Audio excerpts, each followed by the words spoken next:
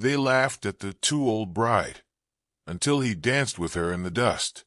The church bells of Willow Creek rang hollow that September morning, their bronze voices carrying mockery instead of blessing. Martha Henley stood at the altar in her mother's yellowed wedding dress, the lace tight across shoulders, broadened by 43 years of hauling water and splitting wood. Behind her, the congregation whispered like locusts in drought-dried corn. 43 and desperate, came the hiss from Mrs. Abernathy's pew. That boy's half her age. Samuel Creek, 28 and lean as barbed wire, kept his eyes on Martha's face, while Reverend Morrison stumbled through vows that felt more like funeral rites. The young man's calloused hand found hers, steady and warm, but Martha felt the weight of every stare burning holes through her spine. Spinster Martha finally found herself a fool, someone whispered. The words cut deeper than her father's dying breath 2 months past. 20 years she'd tended that bitter old man, watching suitors court younger girls while she scrubbed floors and counted pennies. 20 years of being the town's cautionary tale. The woman who waited too long, wanted too much, reached for dreams that turned to dust in her weathered hands. Samuel's "I do" rang clear as a church bell. Martha's voice cracked like autumn leaves. Outside, the September wind carried the scent of dying grass and distant storms. The townspeople gathered in the street for what passed as celebration, their faces twisted with the cruel joy that comes from watching someone else's desperation on display. Tables groaned under potluck dishes, but the real feast was gossip served cold.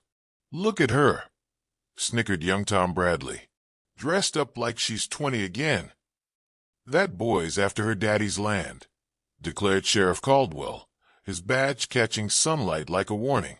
"Mark my words, she'll be widowed and penniless by Christmas." The laughter rose like crows from a cornfield, harsh and hungry. Martha stood beside the wedding cake, her smile fixed and brittle, while Samuel shook hands with men who wouldn't meet his eyes. The fiddle player tuned his strings, but the music felt like mockery waiting to happen. Then Samuel stepped forward, his boots raising small clouds of dust from the street. The laughter faltered. "Martha," he said, his voice carrying across the sudden quiet, "would you dance with me?" She stared at him, heat rising in her cheeks. "Here, in the street. Right here." His hand extended toward her, palm up, honest as morning light, in front of God and everybody. The townspeople held their breath. Mrs. Abernathy's fans stopped fluttering. Sheriff Caldwell's smirk froze on his lips. Even the children stopped their games to watch. Martha looked at that outstretched hand, scarred from honest work, steady as bedrock. She thought of her father's funeral, standing alone while the whole town watched. She thought of 20 years of whispered pity, of being the woman men passed over for prettier, younger things. She thought of the mockery that would follow if she refused, and the mockery that would come if she accepted. The fiddle struck a tentative note, sweet and lonely as twilight. Martha took his hand. Samuel led her to the center of the dusty street, where wagon wheels had worn ruts deep as heartbreak. The fiddle found its rhythm, a waltz slow and sure as river current. Other couples might have stepped forward to join them, but nobody moved. This dance belonged to the bride they'd called desperate and the groom they'd called foolish. Samuel's arm circled her waist, and suddenly Martha forgot the watching eyes. His touch was gentle but certain, guiding her through steps she hadn't danced in 20 years. The dust rose around their feet like golden smoke, and the late afternoon sun painted everything in shades of honey and amber. "They're staring," she whispered. "Let them stare." His voice was steady, his eyes fixed on hers. "This is our moment, Martha, not theirs." The laughter had died completely now. Even the wind seemed to hold its breath, watching this unlikely pair move together in perfect time. Martha felt something crack open in her chest, not breaking, but blooming. like a seed too long buried, finally finding sunlight. The fiddle sang its sweet, sad song, and Martha Henley Creek danced in the dust with her husband while the whole town watched in silence. When the last note faded, they stood still, breathing hard, hands still joined. The watching faces had changed, mockery replaced by something harder to name. Respect, maybe, or recognition of something they'd forgotten how to see. Samuel raised Martha's hand to his lips and kissed her knuckles, gentle as a prayer. "Thank you for the dance," he said. The silence stretched like pulled taffy until Sheriff Caldwell cleared his throat and turned away. One by one, the townspeople drifted back to their conversations, their voices lower now, uncertain. But Martha heard the whispers starting again as the sun touched the horizon, painting the sky the color of old wounds. The fiddle's last note hung in the cooling air like a question unasked. Martha and Samuel stood in the settling dust, her hand still clasped in his, while the Wyoming evening painted the sky in shades of longing. Around them, the townspeople pretended to resume their conversations, but their words carried sharp edges that cut through the twilight. "Well, I never," breathed Mrs. Patterson, her voice pitched low but meant to carry, dancing in the street like common folk. "Shameless," agreed her sister, fanning herself despite the evening chill. A woman her age making such a spectacle. Martha felt the familiar burn of shame creep up her neck, but Samuel's thumb traced gentle circles across her knuckles. His touch steadied her, made her remember the way she'd felt in his arms, not desperate, not foolish, but cherished. "Come," Samuel murmured, his breath warm against her ear. "Let's walk." They stepped away from the lingering crowd, past the church, where lamplight spilled yellow squares onto the ground. Samuel kept her hand in his, and Martha marveled at how natural it felt. This man she'd known only 3 months, who'd appeared at her father's funeral like an answer to prayers she'd been too proud to pray. The September air carried the scent of wood smoke and dying grass. Somewhere in the distance, a coyote called across the plains, its voice lonely and wild. Martha shivered, and Samuel shrugged out of his jacket to drape it around her shoulders. The gesture was so tender, so unexpected, that tears pricked her eyes. "You're kind to me," she said, the words barely a whisper. "Why wouldn't I be kind to my wife?" Wife. The words still felt foreign on her tongue, like speaking a language she'd only read in books. All those years watching other women become wives, become mothers, while she remained Martha Henley, spinster daughter, keeper of her father's bitter silences. They walked past the mercantile where she'd counted pennies and stretched dollars until they screamed, past the boarding house where traveling men had sometimes looked at her with speculation that never ripened into courtship, past the saloon where the sound of laughter had always felt like mockery directed at her solitary life. "I used to walk these streets alone," Martha said, her voice catching. "Every evening after Father took ill, people would cross to the other side rather than speak to me." Samuel's step faltered. "Why?" "Because I was the cautionary tale. The woman who waited too long, wanted too much." She pulled his jacket tighter around her shoulders. "They called me dried-up Martha behind my back. Said I was too particular, too proud. That I'd die alone with nothing but regrets for company." The words tasted bitter as dandelion root, but she couldn't stop them coming. 20 years of swallowed hurt poured out like water from a broken dam. Mrs. Abernathy told her daughter never to end up like me. "Take the first decent man who asks," she said, "or you'll be like poor Martha, tending your daddy's grave until your own hair turns gray." Samuel stopped walking. In the lamplight from the hotel window, his face looked carved from stone, all sharp angles and shadows. "They said that." They said worse. Martha's laugh held no humor. "When Thomas Whitmore died at Gettysburg, they said it was God's judgment on my pride. said I'd refused him too many times, made him wait too long, and the war took him as punishment for my vanity. The memory hit her like a physical blow. Thomas, with his gentle hands and poet's heart, writing letters from Virginia that spoke of coming home to marry her. The telegram that came instead, brief and brutal as a gunshot. The years that followed, tending her father's growing bitterness, while her own dreams withered like unwatered flowers. I loved him, she whispered, but father needed me, and Thomas said he'd wait. He said we had all the time in the world. Samuel's hands found her shoulders, turned her to face him. Martha, I should have married him before he left. Should have been brave enough to choose love over duty. Now look at me, 43 and desperate enough to marry a stranger who might be after my land. The words hung between them like a challenge. Samuel's eyes searched her face, and Martha held her breath, waiting for him to deny it or confirm it or simply walk away. Instead, he cupped her face in his calloused palms. I didn't marry you for your land. Then why? The question broke from her throat like a sob. Why would a man your age want a dried-up old maid like me?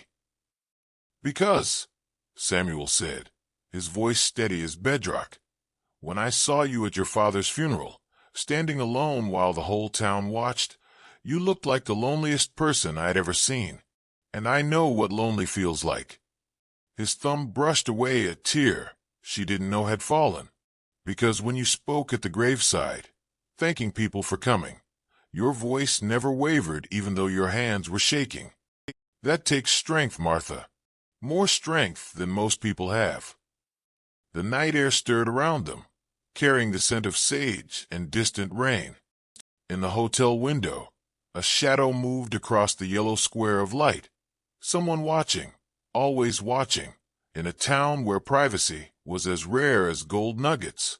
They'll never stop talking, Martha said, about us, about this marriage. They'll pick it apart like carrion birds until there's nothing left. Samuel's thumb traced the line of her cheek. Let them talk. What matters is what's between us. And what is between us? The question came out smaller than she'd intended, fragile as glass. Samuel leaned closer, close enough that she could see the flecks of gold in his brown eyes.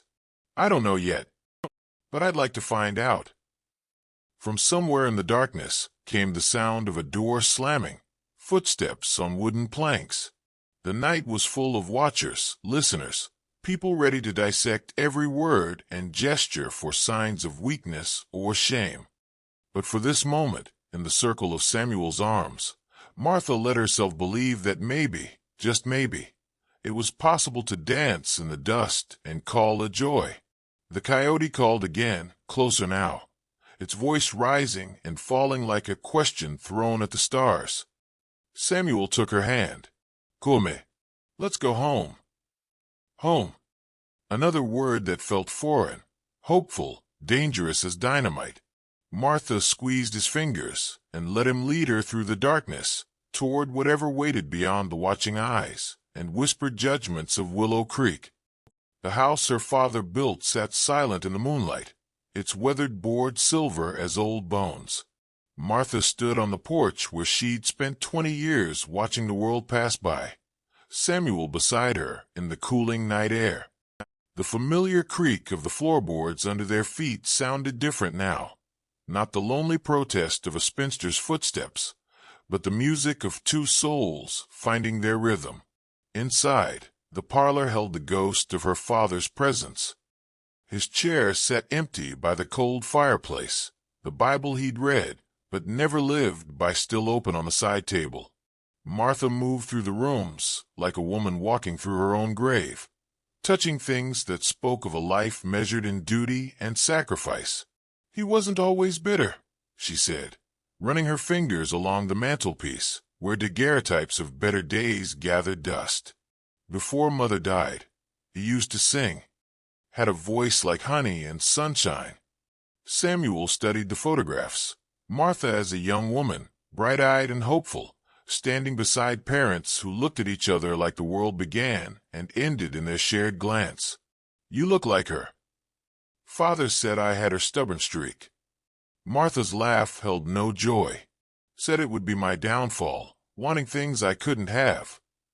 She picked up a photograph from the war years, Thomas Whitmore in his Union blue, young and proud and doomed.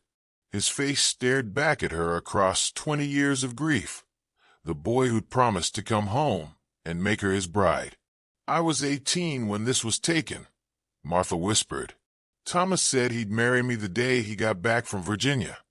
Said we'd build a little house by the creek and fill it with children and laughter."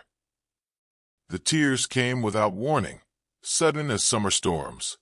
Samuel moved closer, his presence steady as granite beside her shaking frame.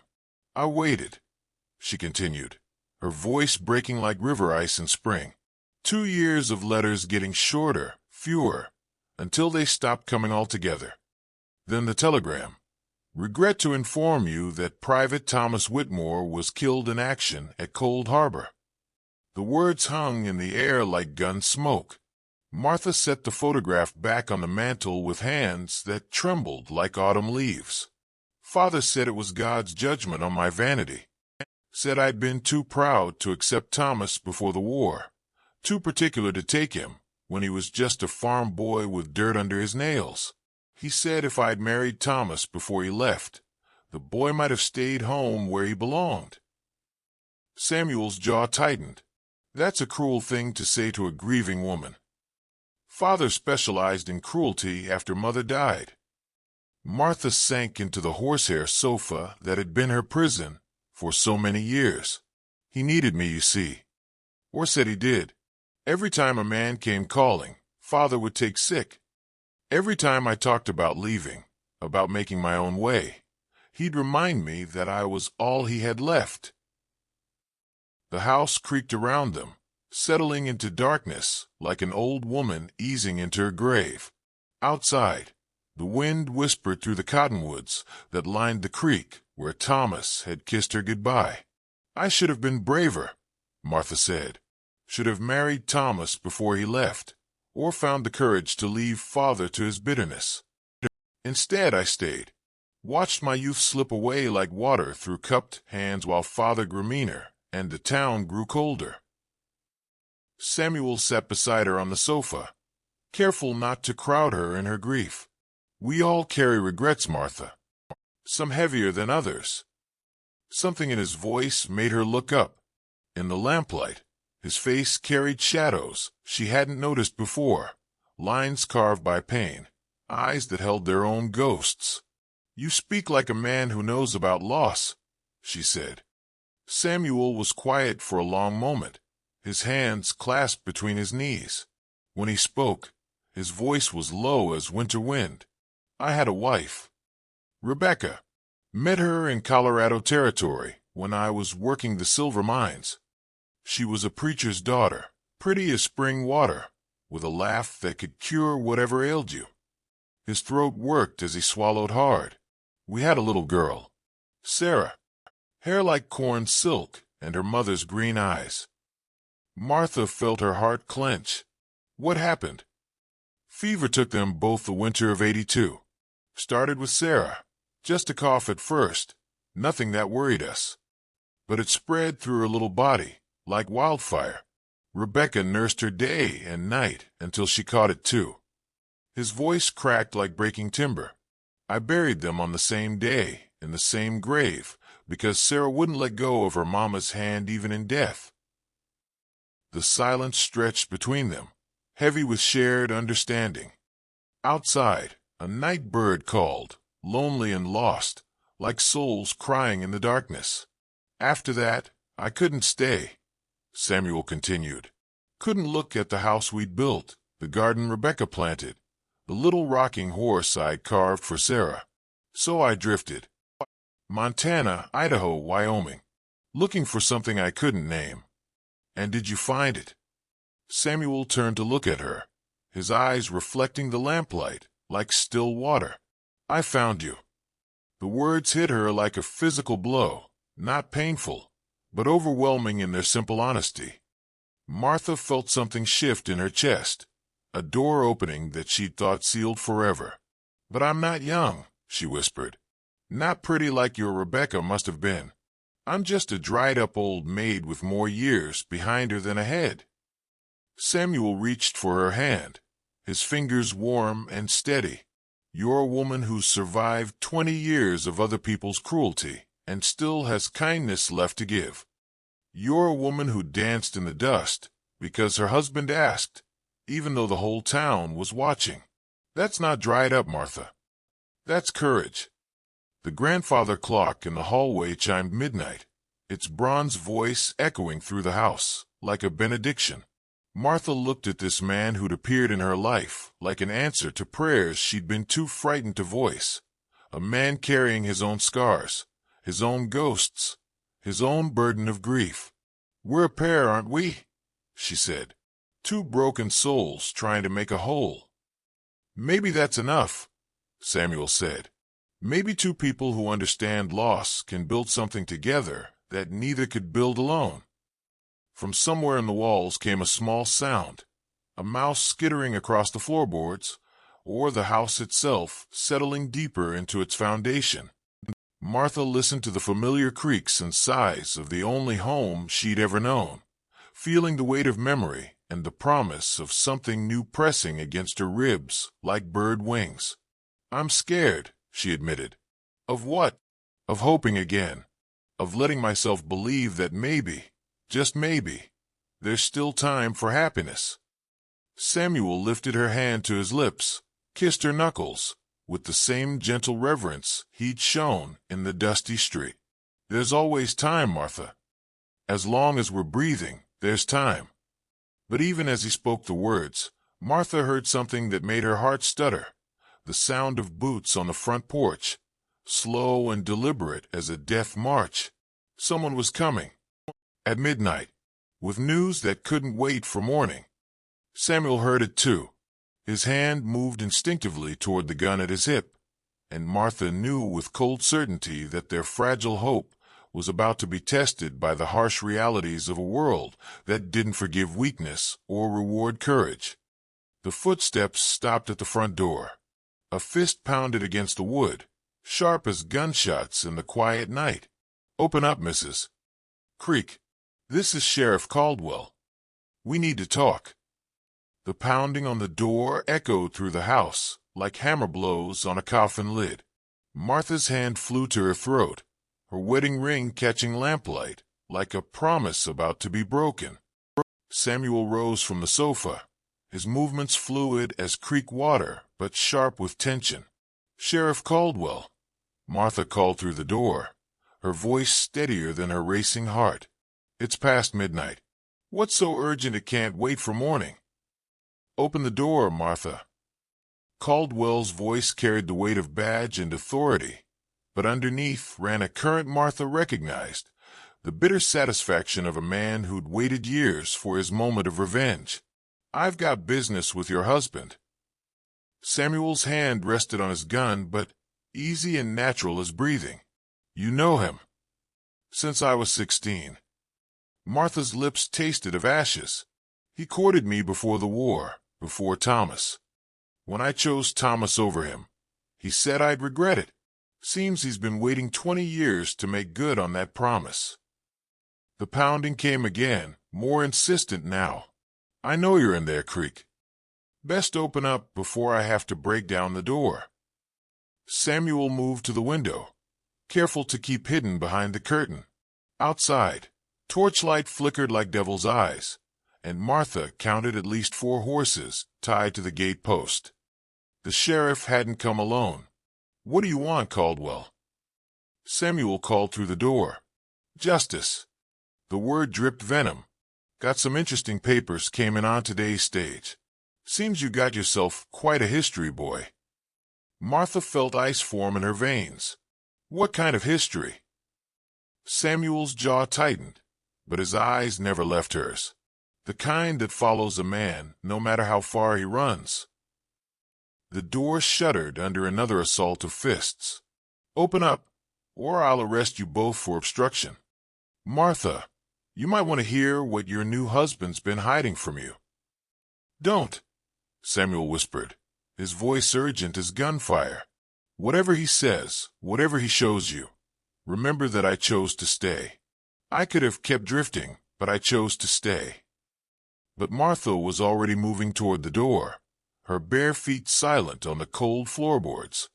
Her father had taught her many bitter lessons, but the hardest was this: the truth always found you, no matter how deep you buried it or how far you ran.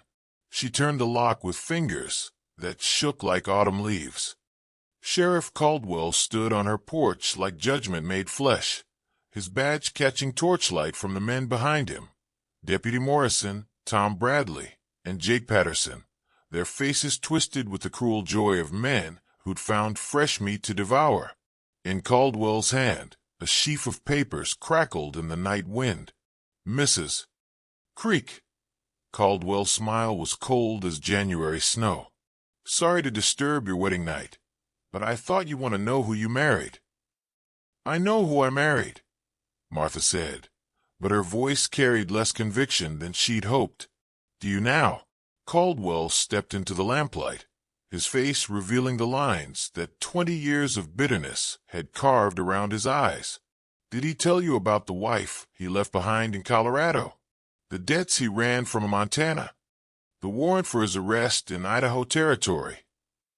The papers rustled like dead leaves as he held them out. Samuel Creek, also known as Sam Daniels, also known as Samuel Carson, wanted for desertion, theft, and bigamy across 3 territories. Martha's world tilted like a wagon wheel hitting a rut. That's not true. It's all here in black and white, darling. Caldwell's voice dripped false sympathy. Married a banker's daughter in Denver, took her dowry, and disappeared in the night. Left her with nothing but debts and a broken heart. Sound familiar? Samuel stepped forward, his movement drawing every gun in the sheriff's party. Those charges are lies, Martha. I never married anyone but Rebecca, and she died of fever like I told you. Funny thing about that, Caldwell continued, his voice smooth as snake oil. Rebecca Carson, that was her married name. She's very much alive, living in Denver with her father, waiting for her husband to come home, the husband who cleaned out her bank account and ran off with a whore from the saloon. The words hit Martha like physical blows. Around her, the night spun dizzy as a child's top, and she gripped the door frame to keep from falling. You're lying, she whispered, but doubt crept into her voice like poison into a well. Am I? Caldwell produced another paper, this one with an official seal. Here's the marriage certificate. Samuel Carson and Rebecca Mills, married June 15th, 1881, in Denver, Colorado Territory. And here's the bank record, showing how much money disappeared the night he did. Samuel's face had gone white as winter snow. Martha, listen to me. No. Her voice broke like river ice. No, you listen to me. Look me in the eye and tell me these papers are lies. Tell me you never took money from a woman who trusted you. Tell me you're not using me the same way you used her. The silence stretched like a rope about to snap. In Samuel's eyes, Martha saw something that made her heart die a little. Not defiance, not righteous anger, but the hollow look of a man caught in truth he couldn't deny. It wasn't like that, he said finally. Rebecca and I, we were young, foolish. The money was mine as much as hers. When she took sick, you ran. Caldwell's voice cut like a blade. Left her to die alone, while you headed west with her inheritance. Just like you'll leave Martha here when something better comes along. Martha felt the last of her hope drain away like water from a broken bucket.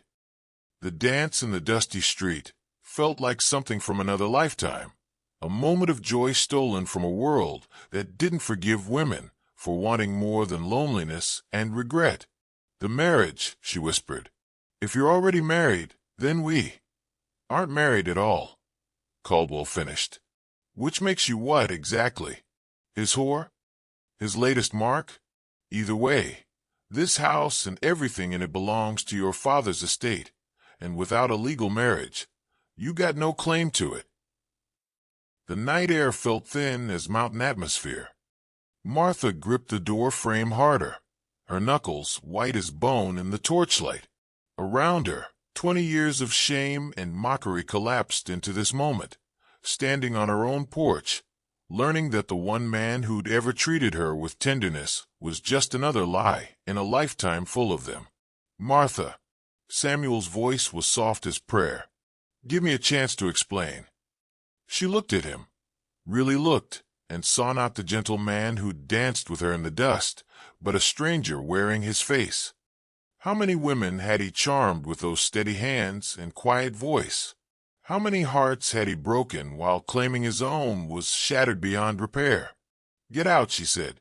Martha, get out. The words tore from her throat like bullets from a gun barrel. Get out of my house. Get out of my life. Get out of my sight before I let the sheriff arrest you where you stand. Samuel's shoulders sagged like a man bearing invisible weight. For a moment, Martha thought he might fight, might draw his gun, might make a stand here on the porch where she'd waited so many years for something, anything to change. Instead, he reached into his pocket and pulled out a small leather pouch. He set it on the porch rail, his movements careful as a man handling dynamite. The money I took from Rebecca, he said quietly. I saved every penny, was going to send it back to her family once I got settled. It's all there, Martha, every cent, and the interest it should have earned. He stepped off the porch, his boots loud in the sudden quiet. At the gate, he turned back, his face a mask of grief and regret. I know you won't believe this, he said, but I never lied about one thing. When I saw you at your father's funeral, standing alone while the whole town watched, I knew what lonely looked like. And when I married you yesterday, it was the first honest thing I'd done in 3 years. He swung into his saddle, the leather creaking like old bones. The dance was real, Martha. Whatever else was lies, that dance was real. Then he was gone, riding into the darkness, like a ghost returning to whatever hell had spawned him. The sheriff and his men watched him go, disappointment clear on their faces. They'd wanted violence, wanted blood to spill on the dusty street. Instead, they got only a broken woman and a handful of papers that proved what everyone already knew. The world was cruel to women who dared to hope. Martha stood on her porch until the torchlight faded and the sound of hoofbeats died away. Then she picked up Samuel's pouch, felt its weight in her palm, heavy with guilt and regret and the bitter mathematics of betrayal. Inside the house, the grandfather clock chimed 1 in the morning. Dawn was still hours away, but Martha knew she'd never sleep again. She'd spent 20 years learning that hope was dangerous, that trust was foolish, that women like her were meant to live and die alone. The dance in the dust had lasted 3 minutes. The pain would last forever. But as she turned to go inside, Martha heard something that made her pause. The distant sound of a horse returning, hoofbeats soft as whispered apologies on the wind. Samuel Creek, or whatever his real name was coming back.